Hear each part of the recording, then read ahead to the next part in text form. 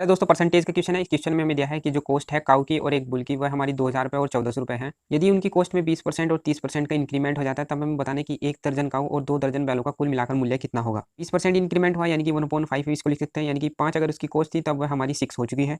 ऐसे ही बुल के केस में अगर 30% इंक्रीमेंट हुआ तो 3/10 इसको लिख सकते हैं, यानी कि अगर वह 10 उसकी यूनिट उसकी पहली कॉस्ट थी तब वह बढ़कर 13 यूनिट हो चुकी है। 1 दर्जन काऊ का मूल्य बताना है, यानी कि 12 से इसमें गुणा कर देंगे तो 12 छंग 72 हो जाएगा। बैलों के केस में हम बताना है 2 दर्जन का, यानी कि 24 से हम इसमें गुणा कर देंगे तो 312 हमारा यहाँ पर आ जाएगा। एक गाय का मूल्य 2000 रुपये है, तो यहाँ से अगर हम 5 यूनिट की वैल्यू 2000 के बराबर है तो 1 यूनिट की वैल्यू 400 रुपये होगी। तो यहाँ पर हमें 72 यूनिट की वैल्यू निकालेंगे, तो 72 में 400 से गुणा कर देंगे तो ये आ जाएगा हमारा 28,800 रुपये यहाँ पर आ जाएगा। बैलों के केस में 1400 रुपये एक बैल की मूल्य है और यहाँ पर 10 यूनिट है, तो 10 यूनिट अगर 1400 रुपये के बराबर है तो यहाँ पर आ जाएगा हमारा 1 यूनिट 140 रुपये के बराबर। 312 यूनिट की वैल्यू निकालेंगे, 140 से गुना कर देंगे, 40,680 रुपये यहाँ पर मिला जाएगा। ये 12 गायों का मूल्य है और ये है हमारा 2 दर्जन बैलों का मूल्य। दोनों को ऐड कर देंगे तो 72,480 मेरा यहाँ पर आ जाएगा। ऑप्शन थर्ड इसमें हमारा सही होगा। प्यारे दोस्तों, परसेंटेज का क्वेश्चन है। क्वेश्चन में दिया है गोली है जिसकी त्रिज्या 20 सेंटीमीटर है। हमें बताना है कि जो इसका सतह का क्षेत्रफल है वो इसके आयतन का कितने परसेंट है। गोली की बात करें तो गोली एक स्फेयर टाइप का होता है, तो उसका एरिया 4 पाई r² हो जाएगा और इसका वॉल्यूम हो जाएगा 4/3 पाई r³ इसमें बताना है कि एरिया वॉल्यूम का कितने परसेंट है, तो हम इसमें निकालेंगे इसके बटा करके और इसमें 100 से हम मल्टीप्लाई कर देंगे। यहाँ से 4 से कट जाएगा, पाई कट जाएगा और आर की 2 पावर कट जाएगी, तो 1 पावर बच जाएगी। यहाँ से पाई और 4 कट जाएगा, बचेगा हमारा 1 और नीचे बचेगा 1/3 और आर और यहाँ पर बचेगा 100। तो 3 ऊपर आ जाएगा, तो 3/r गुणा 100 हमारा यहाँ पर आ जाएगा। इसको सोल्व करेंगे तो 3/20 गुणा 100। जब इसको सोल्व करेंगे तो 5 यहाँ पर, यानी कि 15% इसमें हमारा सही आंसर होगा, जो कि ऑप्शन फर्स्ट इसमें हमारा सही है। इस क्वेश्चन में दिया है कि एक गांव में 700 आदमी है, 500 औरत हैं और 800 बच्चे हैं। किसी वजह से क्या हुआ है कि 20% आदमी, 40% वुमन और 10% बच्चे जो है मर चुके हैं। तो हमें बताना है कि कितने प्रतिशत जनसंख्या जो है अभी जीवित है। 20% आदमी मर चुके हैं, यानी कि इसमें से 80% अभी बचे हैं। 40% वुमन मर चुके हैं, यानी कि 60% अभी बची हैं। 10% बच्चे मर चुके हैं, यानी कि 90% अभी बचे हैं। अब इनको 80% निकाल लेते हैं 700 का, तो ये 560 आ जाएगा। 60% इसका आ जाएगा हमारा 300 और 90% इसका आ जाएगा 720। इन सबको हम प्लस कर लेंगे, जो कि प्लस करने पर आ जाएगा हमारा 1580 और यहाँ पर इन टोटल को अगर हम प्लस करते हैं तो टोटल आता है 2000।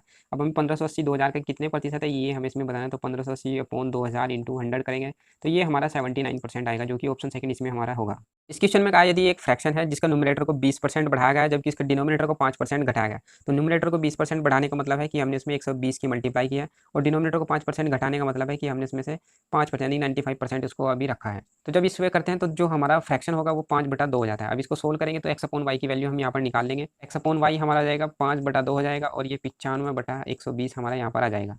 5 से इसको काट देंगे, 5 दूनी 10 और 5 चौक 20 और ये आ जाएगा हमारा 95 ऊपर आ जाएगा और 24 दूनी 48 नीचे आ जाएगा, तो 95/48 इसमें हमारा सही आंसर होगा। क्वेश्चन में कहा है कि एक स्कूल में लड़के और लड़कियों की संख्या जो है 300 है। यदि लड़कों की संख्या p है और लड़कियों की संख्या कुल छात्रों का p% है, तब लड़कों की संख्या कितनी है ये हमें इसमें बताना है। अब क्वेश्चन के अकॉर्डिंग चेक करें तो ये हमारी बॉयज़ की नंबर है और ये जो है हमारा गर्ल्स का है, क्योंकि गर्ल्स हमें इसमें कहा है कि p% है टोटल स्टूडेंट का। तो अगर हम इन दोनों को ऐड कर देते हैं बॉयज़ प्लस गर्ल्स तो हमारे 300 है टोटल। तो यहाँ से अगर मैं इसको निकालता हूँ तो p प्लस और 300 का ये आ जाएगा हमारा 3p और 300 की ये हमारा इक्वल होगा, तो 4p इक्वल हो जाएगा हमारा 300 का। और जब यहाँ से हम p की वैल्यू निकालेंगे तो 75 हमारे यहाँ पर आएगा, जो कि ऑप्शन 4 इसमें हमारा सही है। अरे दोस्तों, क्वेश्चन में मैं कहा है राम की सैलरी 30% लेस है श्याम की सैलरी से, तब हमें बताना है कि श्याम की सैलरी राम की सैलरी से कितने परसेंट ज़्यादा है। 30% का मतलब 3/10 हो गया, यानी कि श्याम की सैलरी अगर 10 है तब राम की सैलरी हमारी 7 है, तो राम की सैलरी से श्याम की सैलरी जो है हमारी 3 यूनिट ज़्यादा है। अगर परसेंटेज के तौर पे देखें तो 3/7 हमें इसमें निकालना है और 100 से हम इसमें मल्टीप्लाई कर देंगे, तो इसको हम रख सकते हैं 3 गुणा 100/7। 100/7 को हम परसेंटेज में अगर लिखें तो इसको लिख सकते हैं 14 सही 2/7% और सही मिलाकर अगर इसकी मल्टीप्लाई करेंगे तो ये हमारा जाएगा 42 सही 6/7%, तो ऑप्शन 4 इसमें हमारा सही होगा। क्वेश्चन में हमें दिया है यदि किसी आर्टिकल का जो प्राइस है वो 40% डिक्रीज हुआ है, तब हमें बताना है कि इसके कंजप्शन को कितना इंक्रीज कर सकते हैं, कितने परसेंट इंक्रीज कर सकते हैं ताकि हमारा एक्सपेंडिचर समान रहे। परसेंट को हम डायरेक्टली लिख सकते हैं 2/5, यानी कि अगर उसका आर्टिकल का प्राइस अगर पहले 5 था तब वह डिक्रीज होकर हो चुका है 3। एक्सपेंडिचर अगर समान रहता है तब हमारे केस में जो उसका कंजप्शन होगा वो 3 हमारा यहाँ पर पहले होगा और 5 उसका हमारा लास्ट में, यानी कि इसको उल्टा करके हम लिख देंगे कि आर्टिकल का कंजप्शन कितना बड़ा है। पहले 3 था अब 5 हो गया, यानी कि 2 यूनिट हमारा इंक्रीज हुआ है, तो 2 यूनिट अपॉन पहले कितना था 3 यूनिट था, तो 3 और इंटू 100 इसको हम परसेंटेज फॉर्म में निकालेंगे, तो 2 गुना 100/3 को हम डायरेक्ट लिख सकते हैं 33 सही 1/3% और 2 की इसमें मल्टीप्लाई करेंगे तो 66 सही 2/3% ये हमारा आ जाएगा, यानी कि ऑप्शन थर्ड इसमें हमारा सही होगा। दोस्तों, क्वेश्चन में कहा है कि चावल की कीमत 20% घटने की वजह से क्या है 8 किलो चावल ज़्यादा मिलते हैं जो कि 160 रुपये के मिलते हैं, तब हमें बताना है कि जो चावल की पहले कीमत कितनी थी। 20% घटने का मतलब है 1/5 और 1/5 का मतलब है 5 अगर उसकी हमारी पहले कीमत थी तब उसकी कीमत हमारी घट के हो चुकी है 4 रुपये। कंजप्शन अगर समान रहता है तो उस केस में हमारे क्या रहेगा 4 हमारा यहाँ पर आ जाएगा और 5 यहाँ पर, यानी कि इनको उल्टा करके हम यहाँ पर लिख देंगे, यानी कि 4 उसका कंजप्शन पहले था 5 उसका कंजप्शन बाद का है। तो कुल मिलाकर कंजप्शन कितना बढ़ा है, कंजप्शन बढ़ा है 1 यूनिट का और क्वेश्चन के अकॉर्डिंग 8 किलो चावल ज़्यादा मिले हैं, इसका मतलब 1 यूनिट जो है हमारी 8 किलो के इक्वल है। यहाँ पर 8 से हम मल्टीप्लाई कर देंगे, यानी कि 32 किलो चावल तो पहले यूज होते थे और 8 से हम इसमें मल्टीप्लाई करेंगे 40 किलो चावल, यानी कि 40 किलो चावल अब बाद में यूज होते हैं।